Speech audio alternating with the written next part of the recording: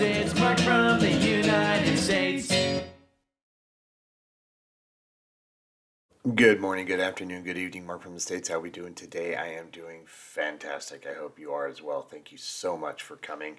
Today we're looking at, is this the most dangerous path? We just, in Britain, we just did a video not too long ago about footpaths, and I didn't really know anything about that until watching that video. So I have, this has been suggested based on that video, and we're going to see if this is the most dangerous. I don't know what could be dangerous about it, but maybe getting shot by a farmer. At least that's how it would be here in America, I guess.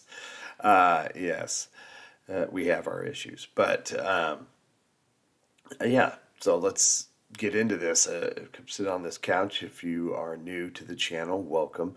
If you are back watching this video again, thank you so much. And if you haven't seen it before, maybe we'll learn something new today. Hope everybody's doing well. So let's get into it. Is this the most dangerous path in Britain? Well, it's a lovely day for a walk to the most dangerous path in Britain. Now, this path is legendary here in Essex, and actually, indeed, around some parts of the world as well. You have to have your wits about you, you have to have a lot of local knowledge, and you certainly have to know your tide times. I'm in Great Wakering at the moment. You can see a sign for a public footpath that's down there. We're not heading down there, we're heading this way, and you see all the barbed wire. I believe beyond there is a live shooting range. This is also home to the Ministry of Defence in Shrewsbury-Ness. So there's that. And it's actually a really lovely village, and the walk down should be rather pleasant, hopefully. It's around about just over a mile to get down to the Broomway, but some beautiful countryside we're walking through. It's really nice. So to get to the Broomway, we actually have to walk through the Ministry of Defence. A little bit nervous. The road is sometimes closed. I know it went for a period of only opening at the weekend, so fingers crossed I haven't come all this way for the road to be closed. You can see the sign there, danger, firing range, no entry. Here we go then. Don't know why, but I feel like I need to whisper. I feel like I need to have my passport on me. Well, I have got some ID. Actually, no, I haven't, have I? Uh-oh. Yeah, if you don't know where you're going.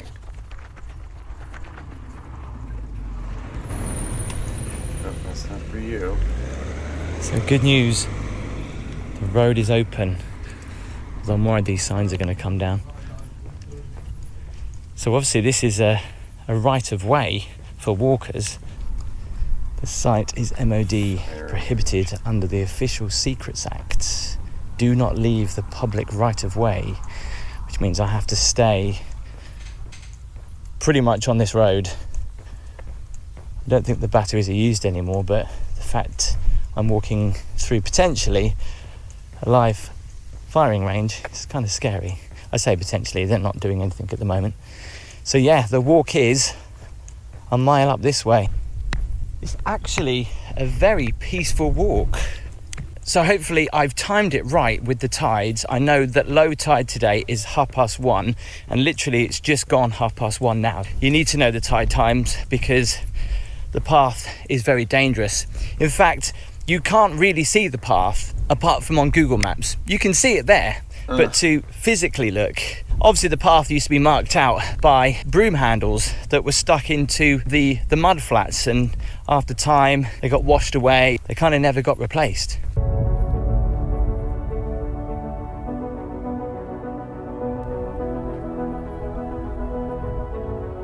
So remember to keep on the path, even though that looks like a road. Well, it doesn't even look like a road actually. I can imagine stepping foot down there and getting into trouble. It's really lovely countryside. So you might ask the question, why didn't you just drive down? Because to be honest, I didn't know whether I could, and I thought walking was a much better option rather than getting all the way down here and realizing you can't park anywhere.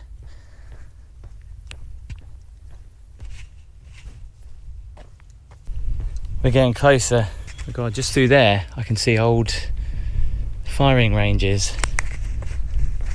So that's a good reason why I didn't bring the car down here, because there literally is nowhere to park, and you're not allowed to park anywhere around here.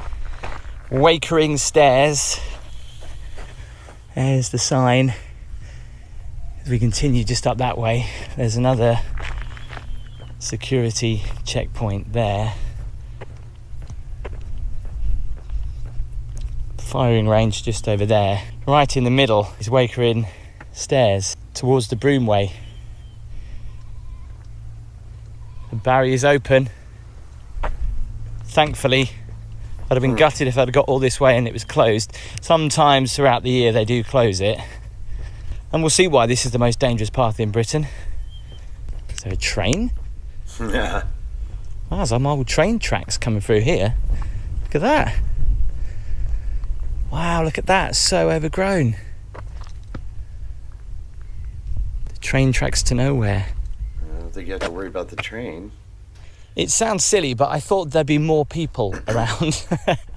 I don't know why. Not that it's a tourist location. I thought there'd be a few more walkers. In fact, I haven't seen anybody whatsoever. Whew.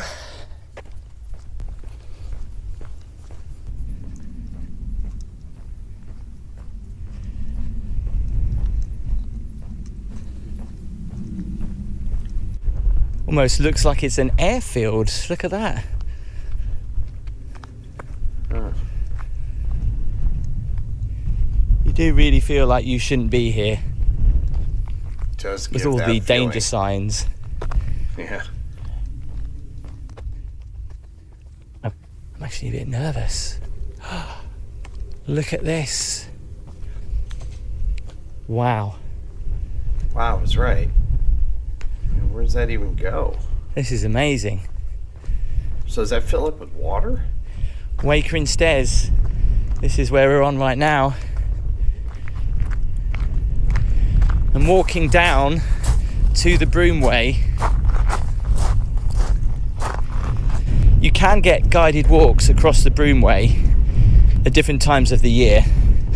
It's not advised to walk this on your own, because as you can see out there, there's mud flats, there's sinking sand. You just don't want to risk it.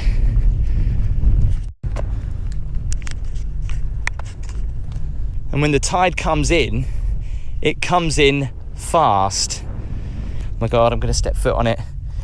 I think this is why this pathway is so notorious. You can get disorientated, mist can come in quite quickly, and the tide can actually come around you really fast. So that's why it's super dangerous. So on a day like today, you think to yourself, yeah, that'll be fine. I personally would not want to venture any more than where I'm going right now. I've always wanted to come here, and I didn't know how I'd feel when I arrived. It's so eerie. I think because of the sad fact that so many people throughout history have actually lost their lives.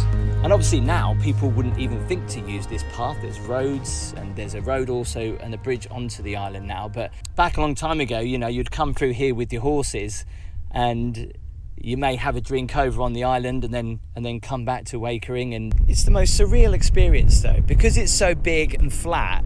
Your eyes play tricks on you, and what's happened in the past is people have been caught out by the lights of what they think is Southend and is actually Kent. And you could be walking out here and you can get disorientated, and you'll think you'll be walking towards the shoreline when in actual fact you could be walking out into further dangers and water. I'm not on my own, there's someone over there. Thankfully, because I'm feeling really weird about being here on my own. I can see someone else there. 66 of those who passed away are buried in the Little Foulness churchyard, but the rest of the bodies were never found. The majority of deaths over its 600-year history are thought to have come from people being over-optimistic in their abilities for the 3-hour walk it takes to get to Foulness Island. So originally this was the only way to access Foulness Island back in the past, and people on horses and carts came across here. And the reason why this is so dangerous as well is because you can see behind me the marshland. You've also got sinking sand out there, and also a lot of mud that you can get stuck in. So you can walk the Broomway if you want. It takes around about 3 hours to go over there. Obviously I suggest you go with a guide. Don't try to attempt it on your own, just like I haven't. Just to get a bit of perspective, I'm here at low tide, so you can imagine how quickly the water comes in. If you've been to Southend, which you can actually probably see in the distance behind me, it is like being on another planet.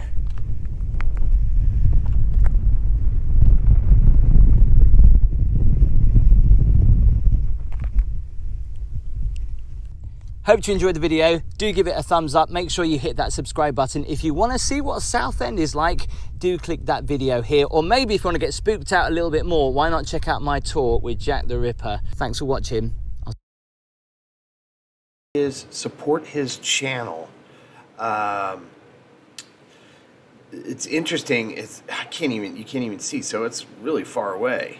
The south end. I'm gonna have to get on a map just to kind of see what it looks like, but that is like a long ways away. And it's like, how would you even know? So you definitely need to go with somebody who knows where they're going. And it sounds like a lot of people passed away trying to cross. You get stuck in the mud, the water comes in. That is crazy. So you gotta walk through a firing range, military base, and then you got a 3-hour walk across to get there. That is incredible, and it's just how old it is, and that was the only way to get there at one point. So yeah, that is wild. Yeah, I would say that's pretty dangerous if you're someone like me who has no idea what the deal is, and you just look on a map and you see on the map it shows a line that just darts across. You're probably, okay, let's do it. And then you get there at a time like this and you're like not aware that the tide comes rolling in, fills that place up. Yeah, that's wild. Thank you for the suggestion. Yeah, no thank you. I don't think I'll ever be doing that path. I don't know about walking 3 hours too. I don't mind walking, and I enjoy walking, but I don't think I'd want to walk 3 hours across this thing here. There's no pubs along the way. I mean, if they had a pub, maybe. Anyway, hope everybody's happy, healthy, and safe. Thanks so much for coming, and we'll see you later. All right, take care. Bye. Mark from the States, Mark from the States, it's Mark. And he's